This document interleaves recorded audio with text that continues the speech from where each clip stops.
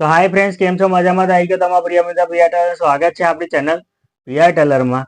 આજે આપણે આ વિડીયોની અંદર જે લોકોથી પાઇપિંગ નથી બનતી, ગળું બનાવવામાં ઘણા બધા પ્રોબ્લેમ થાય છે. ગળું ખેંચાઈ જાય છે કે બ્લાઉઝ બન્યા પછી ગળું ખુલ્લું લાગે છે, શોલ્ડર ઉતરી જાય છે. આવા ઘણા બધા પ્રોબ્લેમ, ફિનિશિંગ નહીં આવતું, પાઇપિંગ જાડા પાતળી થાય છે, અથવા તો પાઇપિંગ બનાવવામાં બહુ જ પ્રોબ્લેમ થાય છે. હાથમાં બેસતી જ નહીં, ઘણો બધો પ્રયત્ન કર્યો પણ નહીં બેસતી. તો એના માટેનો બીજો ઓપ્શન શું છે? એના સિવાય આપણે બીજું શું કરી શકીએ? તો આજે આ વિડીયોની અંદર મેં તમને એ જ બતાવવાનો છું. તો શરૂઆતથી આખો વિડીયો જોજો તો સમજ પડશે, બાકી સમજ પડે નહીં. તો શરૂઆત કરીએ આજના વિડીયોની. અને વિડીયો જો સારો લાગે તો વિડીયોને લાઈક કરી દેજો. જોવાવાળા નવા હોય તો ચેનલને આપણી સબસ્ક્રાઈબ કરી લેજો. તો ચાલો ત્યારે શરૂઆત કરીએ આજના વિડીયોની. જો આપણી પાસે આ એક પાછળની બેક કટિંગ કરેલી છે, 38ની સાઈઝની બેક કટિંગ કરેલી છે. પાછળ ગળું મેં તમે જો આ પહોળું ગળું મેં કટિંગ કર્યું છે, બરાબર. ઘણી વખત આપણે અત્યાર સુધી એવું જોયું કે હાંકડું ગળું કટિંગ કરેલું હોય છે, પણ આ વખતે મેં થોડું ગળું પહોળું કર્યું છે, બરાબર.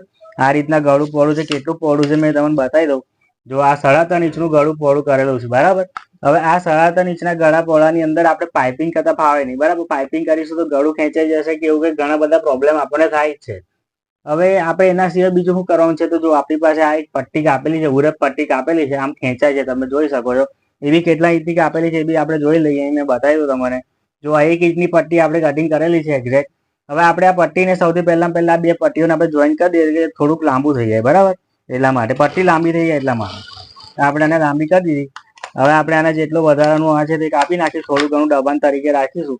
હવે આ પટ્ટીને આપણે શું કરવાનું છે? આ પટ્ટી તો આપણી થઈ ગઈ લાંબી. હવે આપણે શું કરીશું કે આ જે આપણી પાછળની બેક છે એનું જે ગળું જે છે એ ગળા ઉપર આપણે આવી નવી પટ્ટી અને ઉપર છત્તાની ભાગમાં, બરાબર. અસ્તરવાળો હોય કે સાદો હોય, આપણે છત્તાના ભાગમાં ચાપનું દબાણ લઈ ને આપણે સિલાઈ જોઈન કરી દેવાની છે આ પટ્ટીને. જો ખેંચા ખેંચ કશી કરવાની નથી, જે બાજુ જાય એ બાજુ મશીને જવા દેવાનું. ખાલી ચાપનું દબાણ રાખવાનું, એટલું ખાસ કાળજી રાખવાની.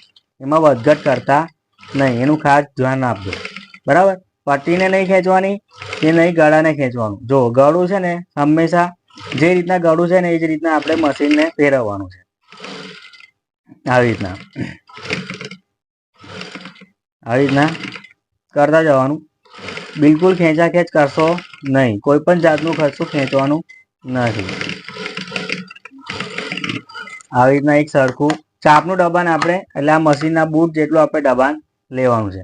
હવે આપણે આ જેટલું બી અહીં દેખાય છે ને, આ જે આપણે સિલાઈ દેખાય છે તમને નેવી બ્લુ કલરની, એમાં જેટલું બી દબાણ દીધેલું છે ત્યાં આગળ મેં આવી રીતના ઝીણા ઝીણા સિલાઈની આગળ, બરાબર. સિલાઈ પર નહીં, સિલાઈ પર ના મારી દેતા, નકર તો પ્રોબ્લેમ થઈ જશે, ફરી સિલાઈ મારવી પડશે, બરાબર. એકદમ ધીરે ધીરે કટ માર. અમુક લોકો આમ કરીને કટ મારે છે, એવી રીતના નહીં મારવાનો, બરાબર.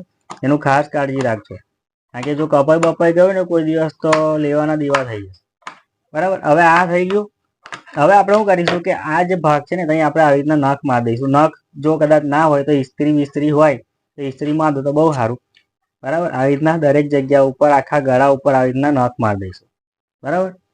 આવી રીતના, બરાબર. આવી રીતના આપણે ગળા પર આખી પટ્ટી પર મેં નખ મારી દીધા. હવે આપણે જોઈએ એ પહેલા કંઈક ખાસ વાત કે જે લોકોને બી આવી ટ્રિક્સ, આવી રીતના તમારે ગળું બનાવવાથી લઈને દરેક વસ્તુ, જેમ કે બ્લાઉઝનું છે, આપણે સિલાઈ કટિંગ છે, જેની મેં કટોરીવાળા ટોક્સવાળા પ્રિન્સેસ કટ કે દરેક જાતના બ્લાઉઝનું કટિંગ સિલાઈ તમે ઘર બેઠા શીખવા માંગતા હોય તો સ્ક્રીન પર આપેલા નંબર પર તમે વોટ્સઅપ પર મેસેજ કરીને જોઈન કરી શકો છો. અથવા તમારે કટિંગમાં પ્રોબ્લેમ હોય, બરાબર છે, તે કટોરીવાળા ટક્સવાળા પ્રિન્સેસ કટ કે ડ્રેસની અંદર, તેના માટેના ફર્મા પણ અવેલેબલ છે.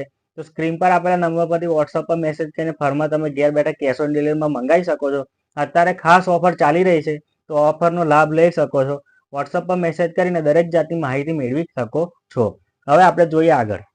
હવે આપણે શું કરવાનું છે કે આ જે ભાગ છે આપણો, ઘણા લોકોને જો આવી રીતના ના ફાવે, ઘણા લોકો કેવું કરે, આવી રીતના નીચે પટ્ટી એમ વાર નીચે કરે, તો કેવું કે આ જે આપણું જે દબાણ લીધું હોય તે ઘણી વખત આમ પડી જાય, આમ જતું રહે. તો એવું ના થવું હોય તો આપણે શું કરવાનું, આપણે ઊંધું કરી દઈશું આને આવી રીતના, અને આપણે ઊંધું કરી અને દબાણને અંદર દબાઈ દઈશું. અને આ જે આ નેવી બ્લુ કલરની આપણે સિલાઈ મારી છે ને, એ સિલાઈ પર બીજી સિલાઈ આપણે મારવાની છે, બરાબર. એટલું ખાસ કાળજી રાખવું કે નેવી બ્લુ કલરની જે સિલાઈ મારી છે એના પર જ આપણે સિલાઈ વાગે.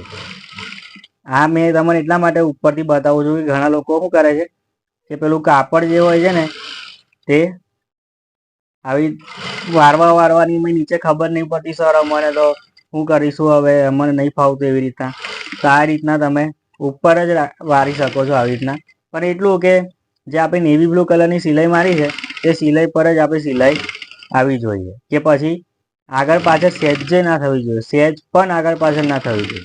આવી રીતના આખી પટ્ટીને આપણે જેટલી આપણે પટ્ટી છે ને એનાથી અડધી વાર દેવાની, અથવા તો જેટલું દબાણ લીધું છે એટલી વાર દેવાની. હવે આટલી વાર દીધા પછી હવે આપણે શું કરીશું? જો ઘણા લોકોનો એવો પ્રોબ્લેમ પણ હોય છે કે સર અમે નાની પટ્ટી હોય છે ને અમારે ફાવતું નહીં. ખાસ કરીને સાડીના કાપડની અંદર આવું ઘણા બધાને પ્રોબ્લેમ થતો હોય છે. તો આપણે છે ને એક વખત પહોળી પટ્ટી કાપી નાખવાની 2 ઇંચની. ત્યાર પછી વાર્યા પછી આવી રીતના વાર્યા પછી જે આ વધારાનું જે બી હોય, આમાં આવું લાગે કે આ વધારાનું છે, આવી રીતના આપણે કાપી નાખવાનું. જેટલું બી વધારાનું હોય એ રીતના આવી રીતના કાપી નાખવાનું. બરાબર, મેં તો એક્ઝેક્ટ કમ્પ્લીટ જ કટિંગ કરેલી છે એટલે મારે તો વધારો કોઈ જગ્યાએ એવો છે નહીં. બરાબર, પણ જો તમારે પહોળી પટ્ટી કાપડેલી હોય આવી રીતના કાપી નાખવાની. હવે શું કરીશું કે આ વસ્તુ પતી ગયા પછી હવે તો આપણને ઉપરથી ફાવશે. બરાબર, તો બરાબર એટલે હવે આપણે શું કરીશું કે આ પટ્ટી જેટલી પણ છે એટલી બધી અંદર હંતાર દેવાની. બરાબર, ઉપરથી જો ના ફાવતી તો આપણે નીચેથી બી કરી શકીએ, કોઈ પ્રોબ્લેમ નહીં. ચાલો તમે કહો નીચેથી તો નીચેથી આપણે આ જેટલી બી પટ્ટી છે આપણે વાર દેવાની અને આની બિલકુલ ધારી પર સિલાઈ આપણે મારવાની છે. બિલકુલ ધારી પર સિલાઈ મારવાની. જુઓ અહીંયા એક વસ્તુ છે, ઘણા બધા લોકોને મારા ક્લાસની અંદર કહું છું, આ મારું મશીન મોટું છે એટલે મને કેવું પ્રોબ્લેમ આવશે કે મારું કપડું સોસવાય નહીં કે ખેંચાય નહીં. પણ જે લોકોનું મશીન પેલું નાનું છે, બ્લેક માથું છે, તે લોકો શું કરશો કે અહીંયા છે ને આ પાછળ જ્યારે આ કપડું નીકળે ને તો આવી રીતના કોઈ કાંગડી બાંગડી આવી રીતના મૂકજો.